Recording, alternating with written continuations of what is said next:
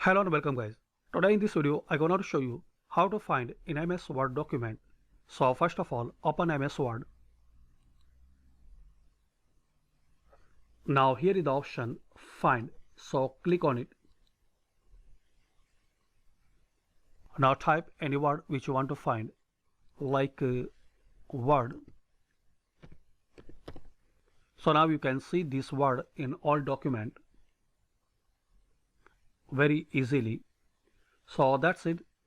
By this easy and simple setting, you can find Word in MS Word document. I hope you like this video. Thanks for watching this video.